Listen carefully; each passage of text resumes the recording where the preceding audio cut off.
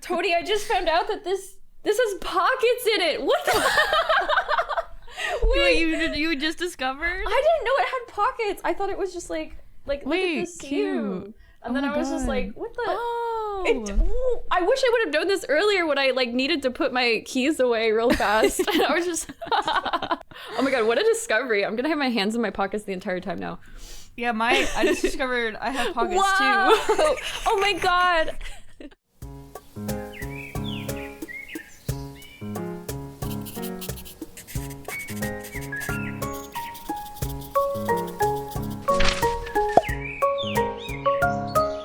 Hey chat, welcome back for episode 9 of Dear Chat. I'm sincerelyLyn. I'm Tony.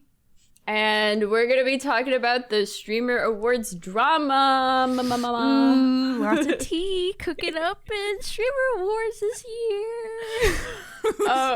It was a crazy watch, that's for sure. It was kind of a hard watch at times as well. We should preface this by saying this is the 5th year, I believe. Mm-hmm.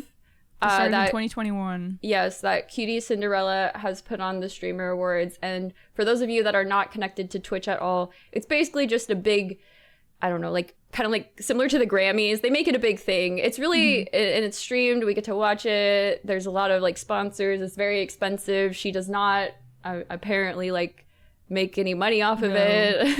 Yeah. So for her, it's just a night to kind of recognize people and bring them together outside of just being online or chronically online, talking to each other and everything like that. And there's a lot of different categories that streamers can get nominated for.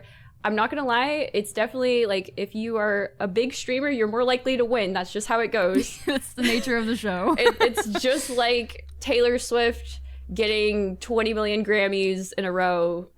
Once you're at the top, you low-key will, well, not low-key, high-key, you will always pretty much stay at the top. And that's okay. Yeah.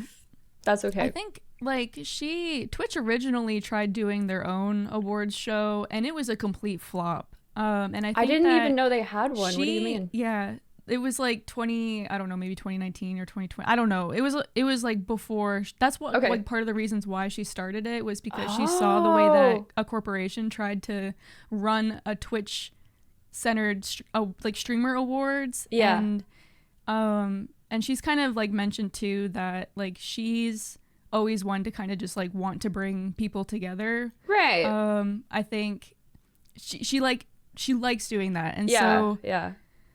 That's kind of what motivated her to start the Streamer Awards. Mm-hmm. And then, and I think she definitely wants it to grow each year. And over the last 5 years, the beginning of the Streamer Awards, just by nature, because the event is run by Cutie Cinderella, that people within that circle are going to start out that way being nominated, right? Especially the first couple years. But now that we're on the 5th year, it's definitely branched out to more communities. Mm-hmm. And this was the first year that they had French and Spanish co-casters. It's reaching more audiences that way, which is what she wants. But it's also gone to a point that this was the craziest Streamer Awards I've watched. Yeah.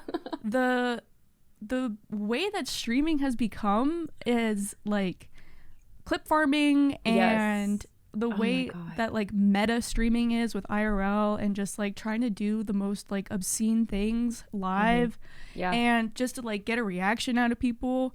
And the way that streaming is right now, I a lot of these people that got nominated. I'm that's just crazy. For you and me, I think it's a completely different side of Twitch. I mean, you've done IRL streams, and obviously, I've done a lot of or we both done a lot of just chatting as well. Mm-hmm. But we still mix in a lot of gameplay. Some of these streamers, I think they really just sit there and talk, and there's nothing wrong with that.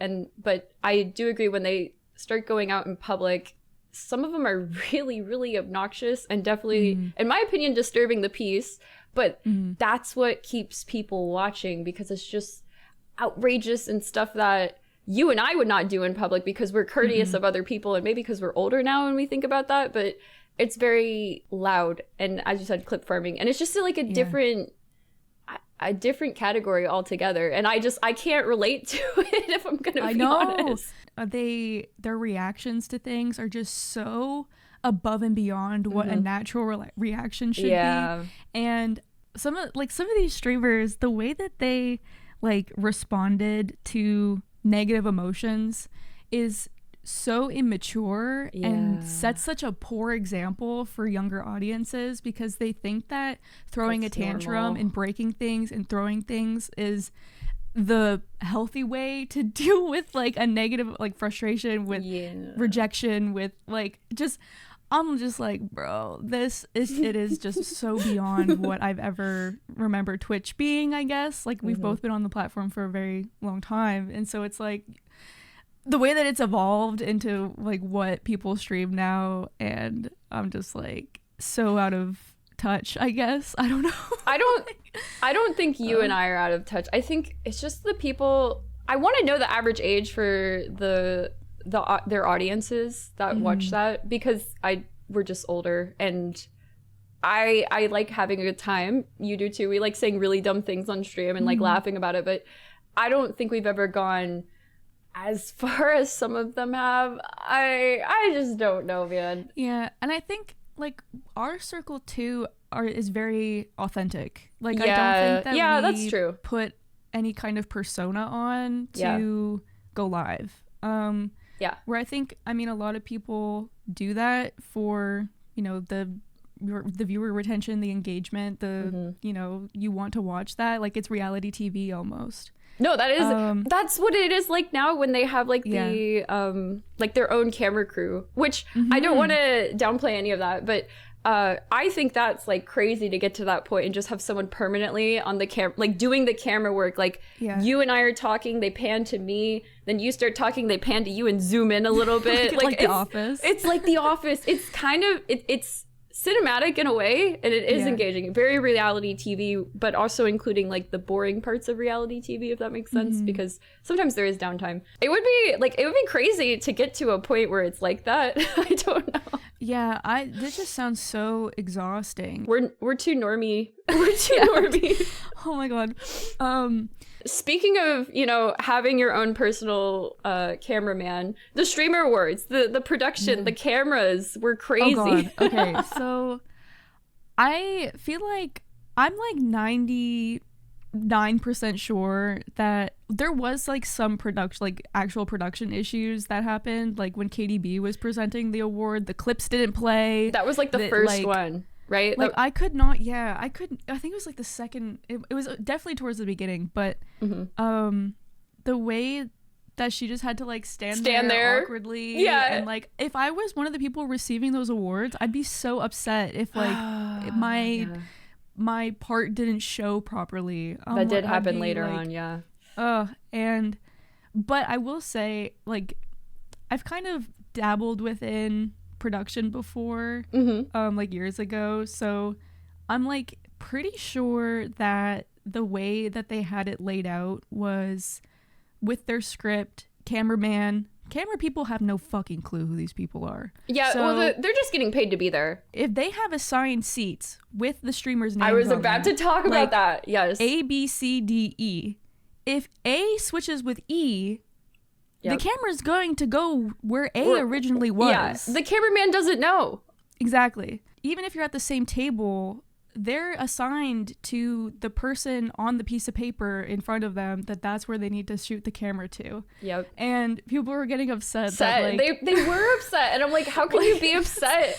Like, you can't be upset at that. If people at your table are moving chairs, then yes, the cameraman's gonna get the wrong person, because that's not where you're supposed to be. Like, you're supposed to be in your assigned seat. That's what the point of the assigned seats were. So it's so bad. So the fact that people are getting upset at that, I was like, okay. I think the people getting upset at that just don't realize getting streamers together. I mean, you and I have both had this issue, like getting streamers together to be on time, even just to play a video game. It is like herding cats. You will have people that show up on time, and then there's always going to be like a straggler, one or two. It's okay if they give an update that they're late or they're going to be late. Totally understand that. Sometimes they don't even tell you. Sometimes like you're just playing it by ear, and you're just sitting there and you're waiting for a reply, and you're just like, do we start the game or do we find a fourth? Like, that kind of sucks when it happens. And I mean, real life happens as well, but like when you plan it out, you know, a few weeks, like not a few weeks, maybe a week in advance, it's just like you had plenty of time. It would have been nice. So yeah, imagine, you know, us trying to organize stuff. It's like herding cats, especially if you get a lobby more than 4 people. It's a lot of work. Doing that in person with streamers in real life that all have, most of them have, I don't want to say they all have egos, but I do think some of them have egos, and I think that ego gets in the way. They just think they're like really, really important compared to the next person, even though like the grand scheme of things, like, yeah, you're a bigger streamer, that's really cool, but like that's still a person. Like there's still people around you. And like that's exactly why, like the cameraman is just gonna go to where he's supposed to go, but the streamers are just so all over the place. They're also drinking, to be fair. That's like true. I could see me getting a bit tipsy there and then, you know, just not being where I'm supposed to be. Not that I would be down at the table.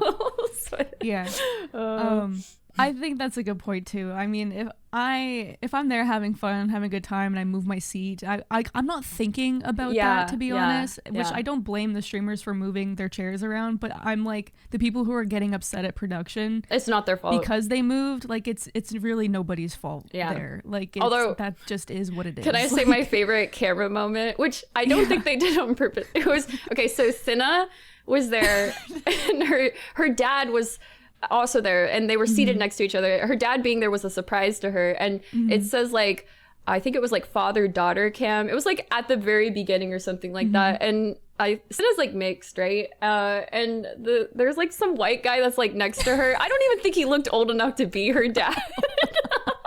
But the camera, no, that one was so funny. It was like father and daughter camera, and then it just like shows Cinna and the white guy next to her, and her reaction was great. I think they did it on purpose though, for like, well, I don't know, do you think they did it on purpose?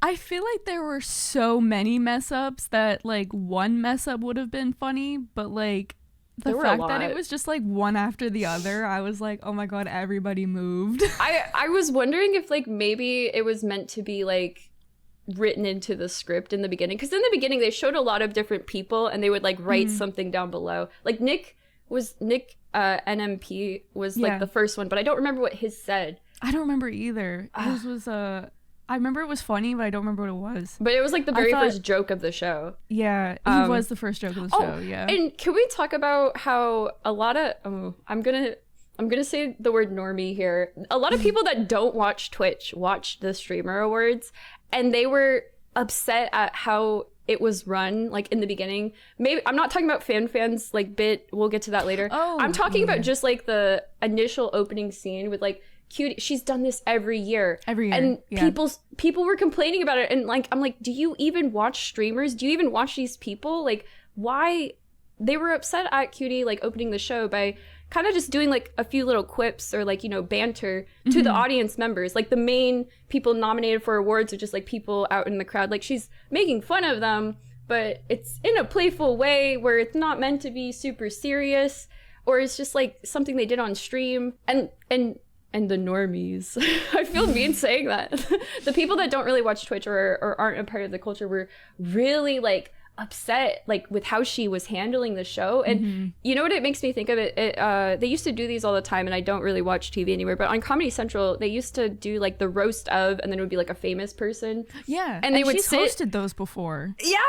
So like she would sit, you know, or sorry, a famous person on Comedy Central, the roast of, would sit in a chair, and then like their friends are there, and they're just like bantering with them, like just insulting, like it, I don't know, like just calling them out for like silly things that they've done in the past, or, you know, one way or another.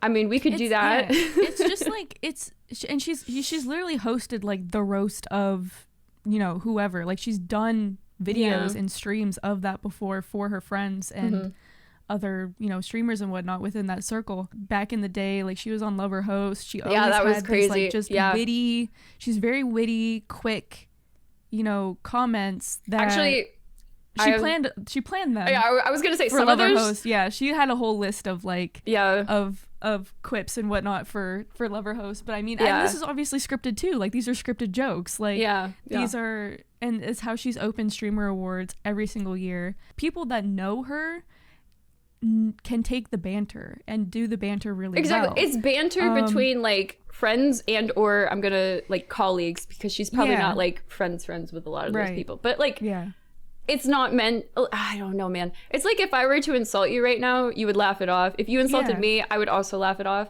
But someone, you know, who is outside of our circle, outside of our streams, or just all of our content in general would be like, wow, that was a really mean thing to say.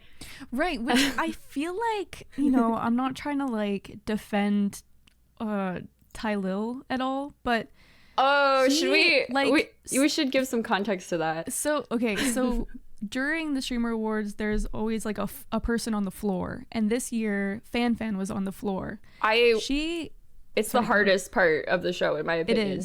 It is. And I think so too, because you don't have a teleprompter. Yeah. You can, you know, try and remember some of the things that you were going to say, but memorize your lines or something. But if people aren't where you think they're supposed to be, or whatever you're going to say, like you got to come up with it on the spot. It's very on the fly. And she has very like dry, sarcastic humor, and she's just like kind of by nature cringe and awkward. Like she's extremely funny to watch though, but she does banter really well with people, and she was making jokes with people. Like her joke with her interaction with Hassan was like spot on, and he was able to quit back immediately. Oh my god. She made the joke about wearing the collar. No, it was something like but didn't she say like a vibrator or something? Yeah, it was is that a vibrator in your pocket, or you just happy to see me or something? And then Hassan's and then he was like, I'll put it on you later. Like, just such a perfect interaction for like what it is that you're looking for in banter. And further, like later on, she goes down and like is talking to cenat. And this was not an original joke. Like, this is something that has been a joke for a while from his stream. Yes. Saying, like, he got a haircut or something, and chat was saying that he looks like Diddy now, and like something like that. I never saw it. I never saw the full context. But then she brought that up, saying, was that, were you in 50 Cent's documentary or whatever? Because that was, you know, that was Diddy in 50 Cent's documentary. So it was like, just a joke from his stream that she brought up. Yes. And then somebody, I guess, just had to, like, tylil had to kiss the ring of daddy and try and defend him and be like, took the mic from her and was like, if you're gonna be on the mic, she gave him the mic. I wanna preface that. He did not take it. He said something and then she gave him the mic. She had one already connected to like her face or whatever. Yeah. But I think she thought that he was gonna like, you know, add on to it. Yeah. No, add on to it. Yeah. As you said, he said something like, if you're gonna be funny, like be funny, or something along those lines. If you're gonna open the mic, be funny. Like if you're and it was just, he said it very, his tone was not playful. No, it was not. Extremely rude. And so it was obviously unscripted. So then Fan says something like, do you have a joke for us? And then she gives him the mic back and he's just like, no. And then like it continues on, and I was just like, I feel like it was just not the time and place, but I don't know anything about tylil or their content. I'm assuming that they are within cenat's circle, and I think anyone that can get in cenat's circle is automatically like boosted up, if I'm gonna be honest. Oh yeah. And I'm sure he has like original content that he does too that like sets him apart, because I think I mean, like, you have to be entertaining to some degree to like stay up there. Relevant. Yeah. But it felt really awkward, and it was weird. It was like, why is he getting upset at Fan for making that joke when like literally Kai's chat was doing it whenever he was getting his haircut? And when the joke happened, it went right over my head. I had no idea. I didn't get the joke at first, which, I mean, like, I didn't laugh or anything, so I didn't get the joke, and so I was like, I was like, okay, I don't even know what any of that means. Like, but then, I don't know. I was gonna say, I think that goes back to us just being on like different sides of Twitch, to be honest. Like, we're more on the gaming side, and I also think we're kind of more on like, I'm gonna use smaller streamer side in like a you know, less than 2K Andy context here. Like, we watch a lot of like people where you can, if you say something in chat, there's like a 95% chance they'll read it, or they'll just ignore it, but that's fine too. Yeah, because we say dumb things. I'm thinking of like Tony saying stuff in my chat once or twice, and then I just don't see it, and she's like, "Oh, okay." Actually, that happened the other day where I think I typed something and then you went to go dance and I was like, fuck, she didn't see it. It's okay. I think when I sat back down, I like read it because I like scroll up or whatever, but yeah, it was kind of funny. Anyway, I just think being on the floor. Oh, another thing too. I don't want to play the whole woman card, but I feel like if it was a man making that joke, that whole interaction would not have happened.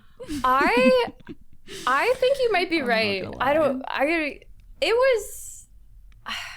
know. Like, who could you think could make it? Like, I feel like I don't know, dare I say like Prezzo or like Sketch make the joke and it's okay or something. Sketch was on the floor last year, made very, you know, similar funny jokes like that. Nobody batted an eye. And I just genuinely feel like if he was doing the same thing, made the same joke, it would not have, that interaction would not have happened. Yeah, the alternate universe where Sketch is back up on the floor this year, I am really curious how that would have went.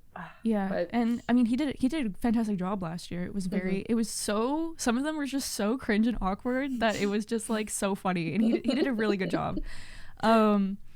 And I mean, Fan did too, but I feel like I could tell immediately after that interaction how defeated her voice sounded. Yeah. And then she had to just keep kind of brush it off and keep going. Like, that's rough. My God.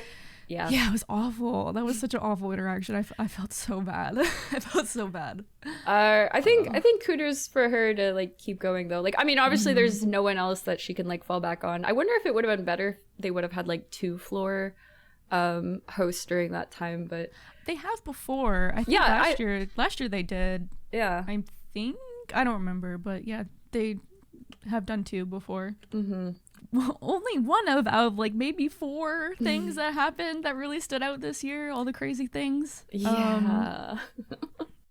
Wait, can we go to the it was it during the floor part too? Like the first section? It was it with Fan?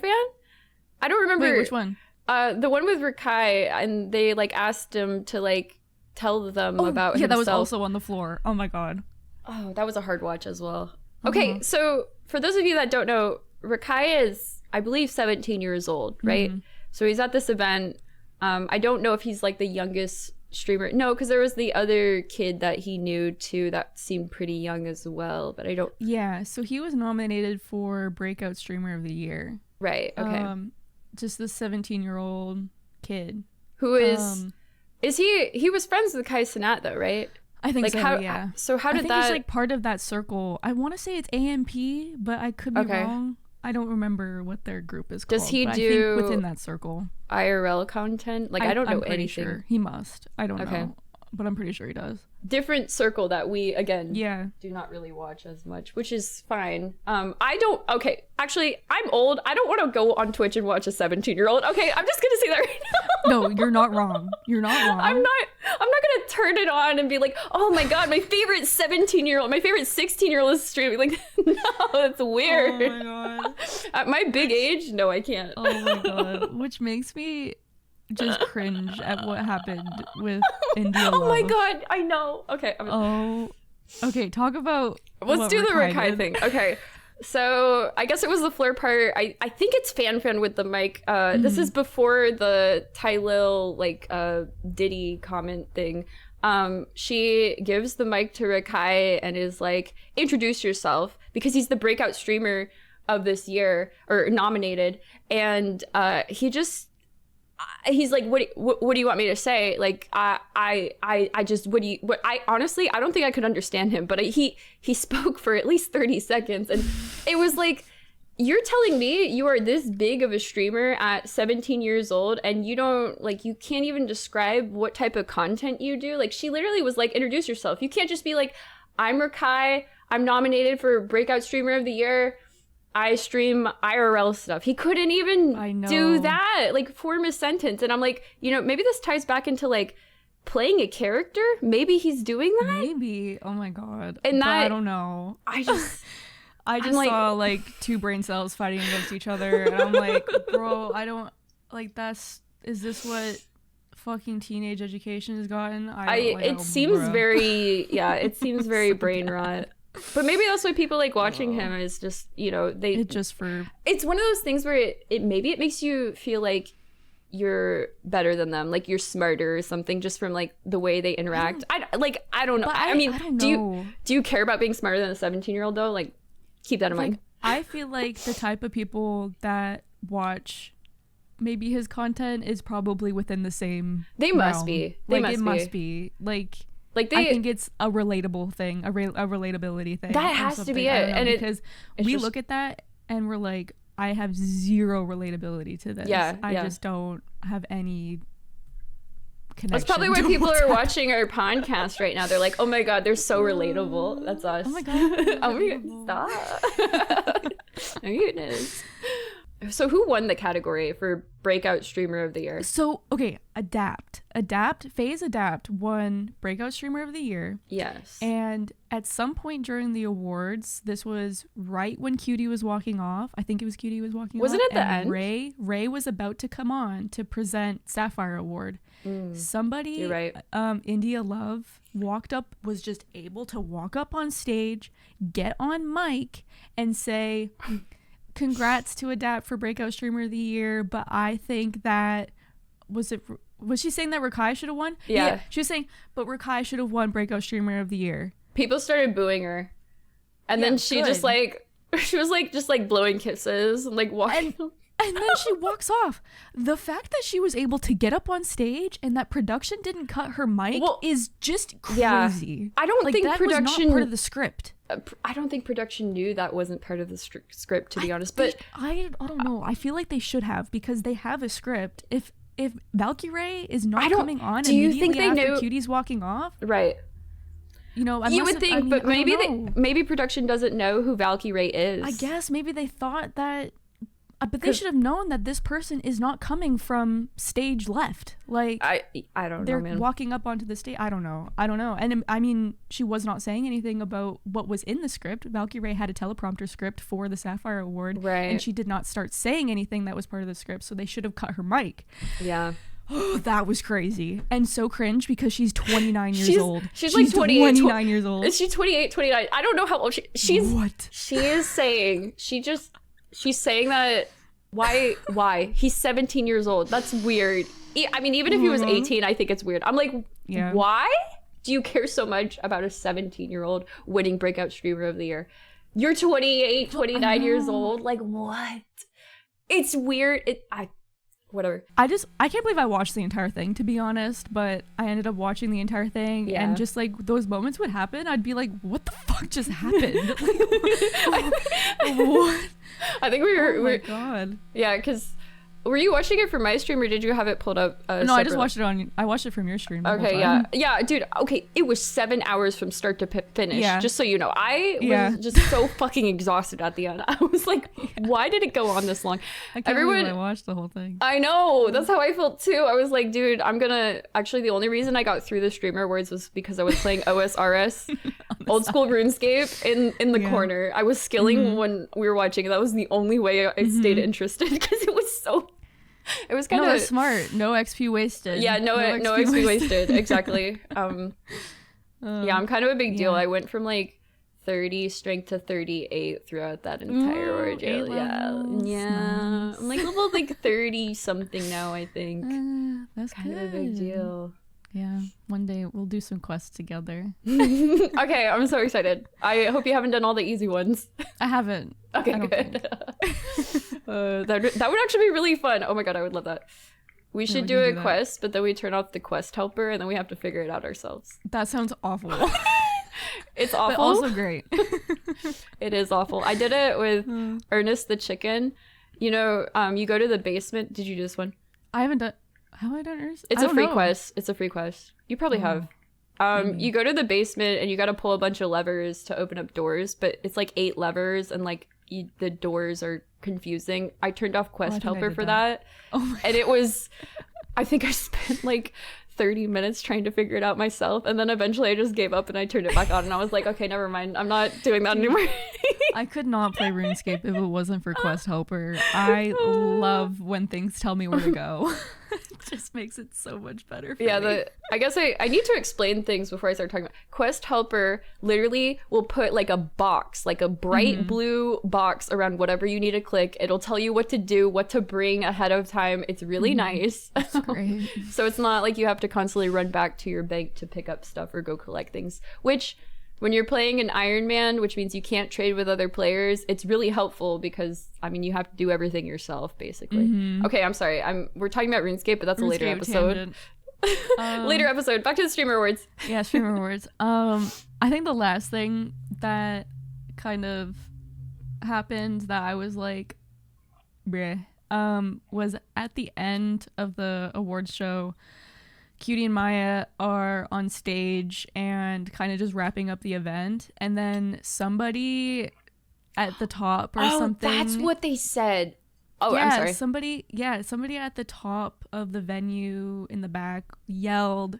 I don't remember exactly what they said, but they were like, "Wendy will win next year," who I think was a breakout streamer as well. Yes, which is. And then Cutie like stopped talking and was like, "What?" And then. Yeah. They like said it again, and she was like, what? I think at that moment just kind of like so done and over it, and just went on her spiel of like, I made this event to make it not to just hand out awards. That's not the point of this show. Right. The point of this show is to bring people together and build bridges, and you know, that's her whole premise of the show. Just kind of explained that, and was like just so on the verge of just breaking down after that. I was gonna say, I think her monologue at the end was, I mean, it was really good. I don't think that was prompted. I'm not entirely sure. No, that was, I think that was just her. It was genuine in my opinion, and it was like the peanut gallery kind of saying Wendy will win next year. I didn't even realize that's what they said because I could barely like hear it as well.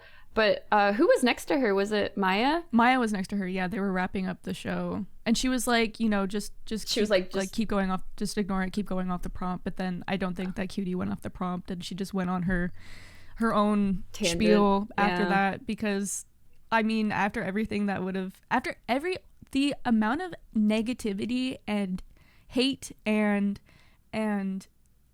like threats and, you know, just mean. People are so mean to her, and for something that she doesn't profit off of.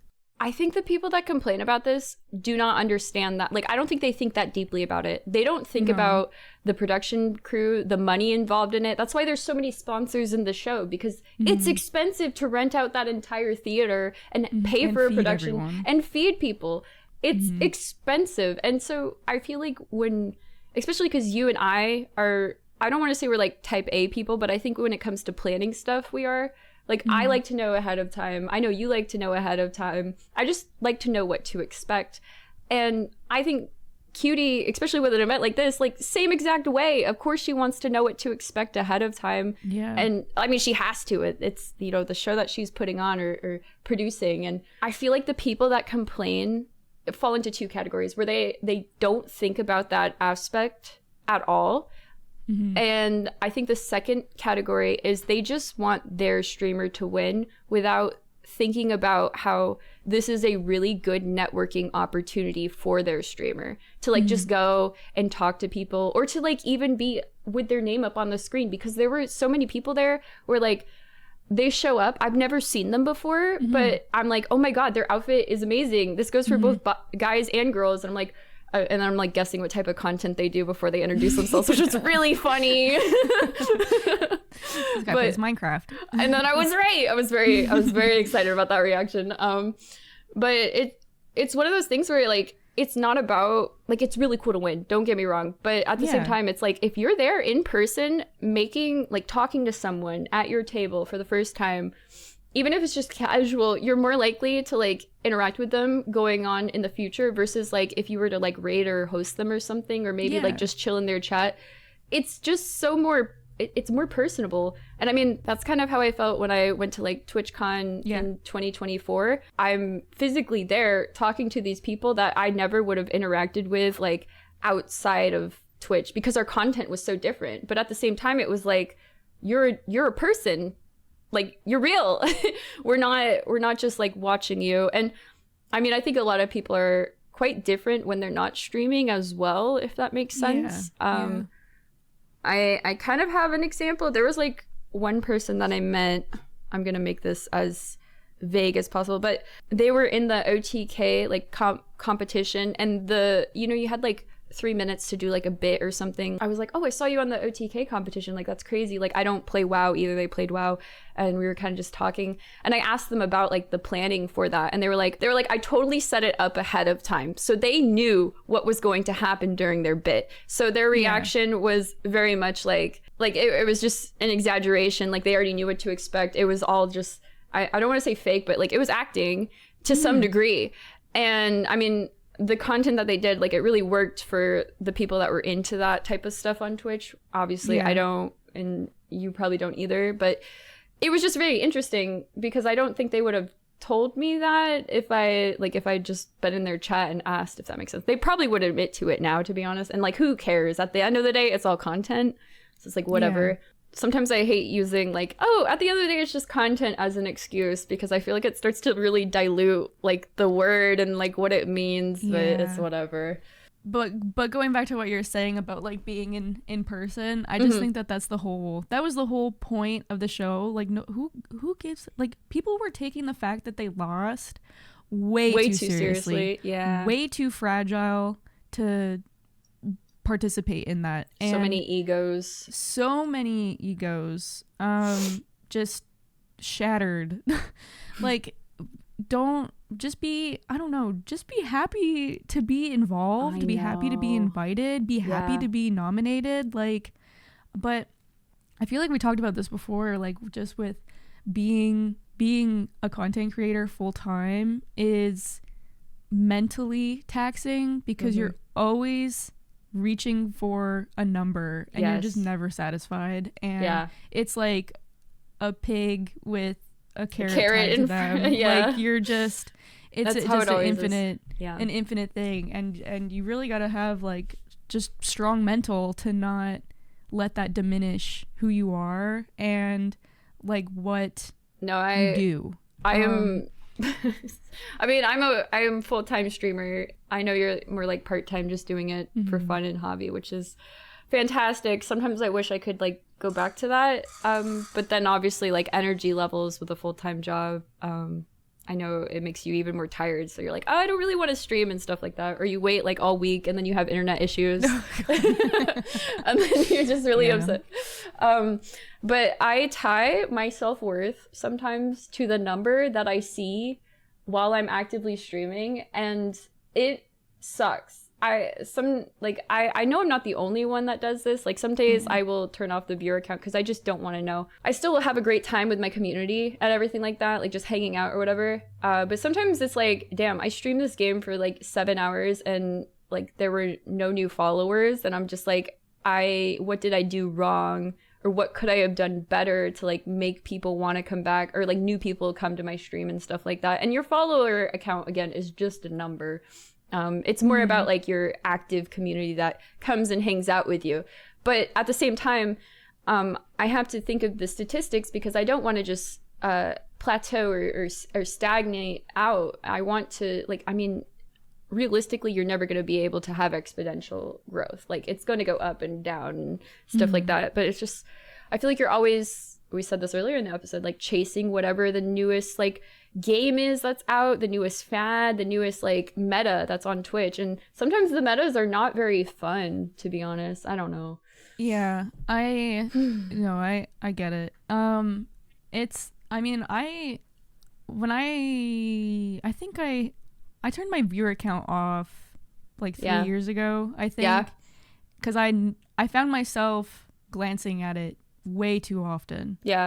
And then I would just kind of feel shitty when it would like dip below like 20 or something, you know. And that at that point I was like, this is not healthy. So I just turned it off altogether.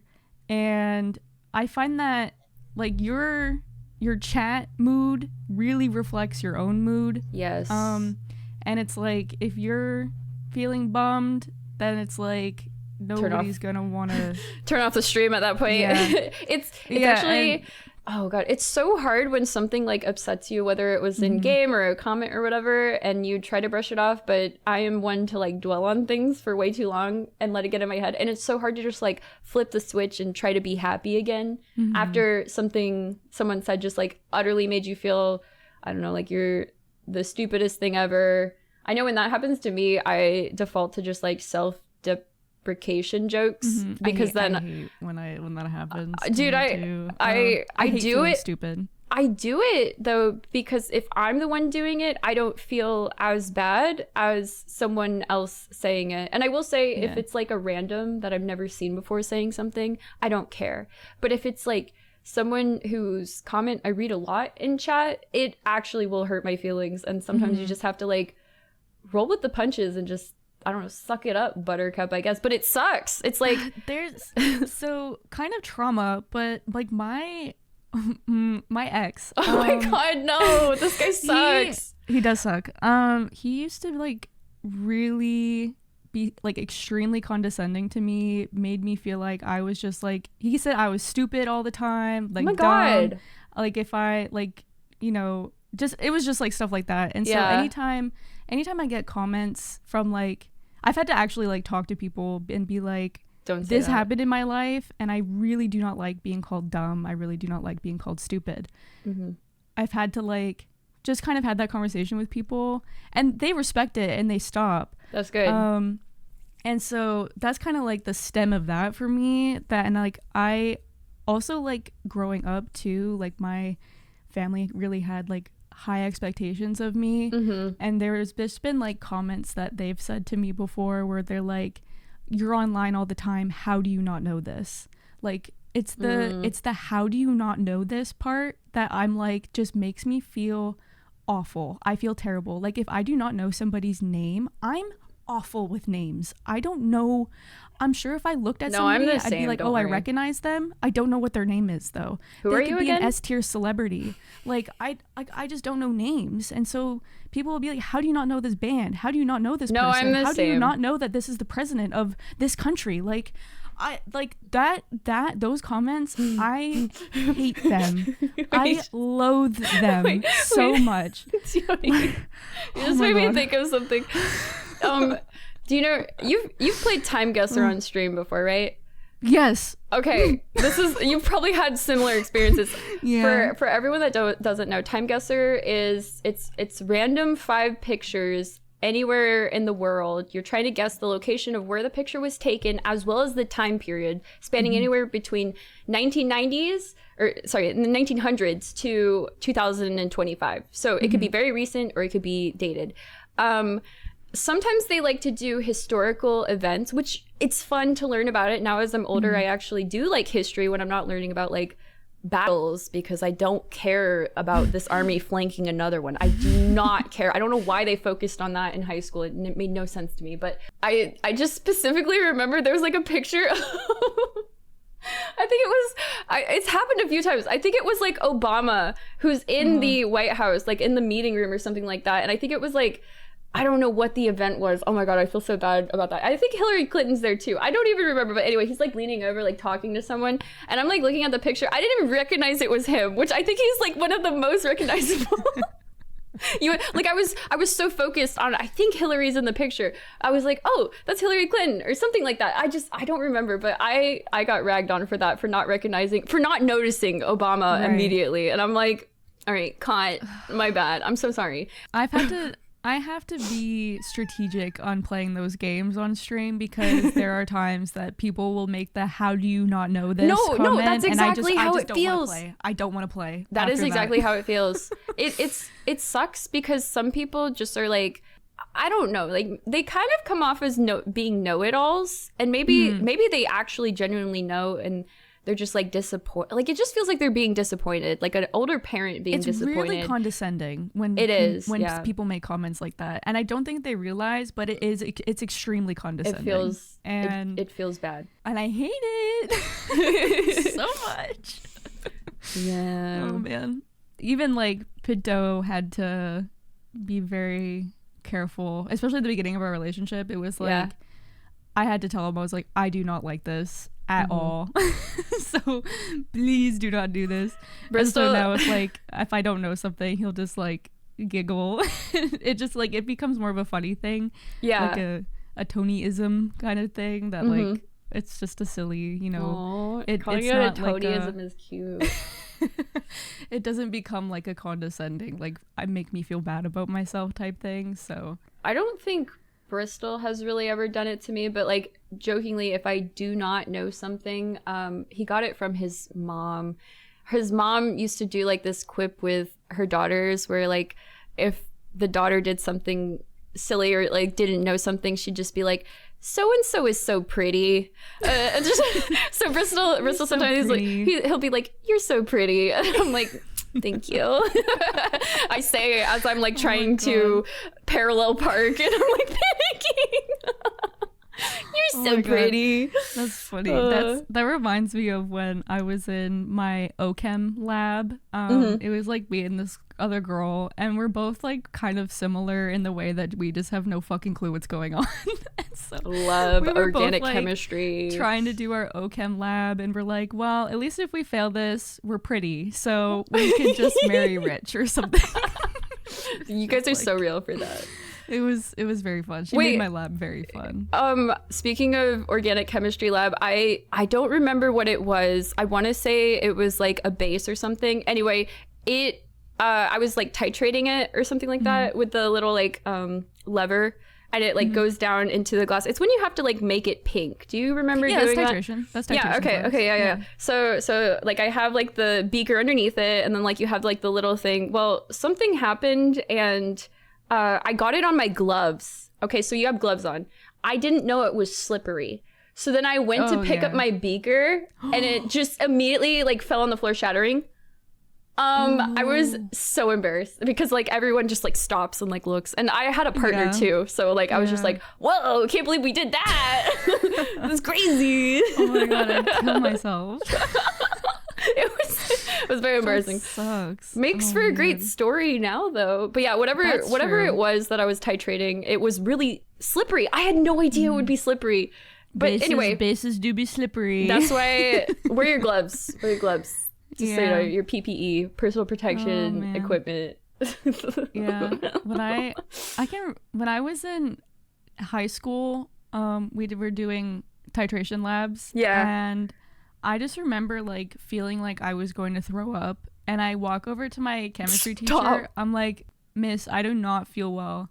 And she like looks over at me. She's like, you are green. Like you are like, she's like, okay, we're gonna like take you out in the hallway, just sit down for a little bit. Oh my god. And then she oh my god, she called the office, and I guess they brought a wheelchair up. They brought a fucking wheelchair up, bro. And so they had to wheelchair me down to the office, and I was like, and then I ended up wheelchairing past my ex, and I was so embarrassed. I was so embarrassed, and then I just had to like sit in the office, and they're like, did you eat anything today? I was like, no. Like, okay, well, here's a muffin. And I'm like, okay, thanks. And then I drove home. Oh my god, they let you go home. The muffin. Yeah. That's funny. I'm sorry. It's pretty funny though. Okay, well, that was 50 minutes. You want to ramp it up? We can ramp it up there. Solid. All right. Thank you guys so much for watching. That was episode 9. I'm gonna run out of fingers. That was episode 9 of Dear Chat.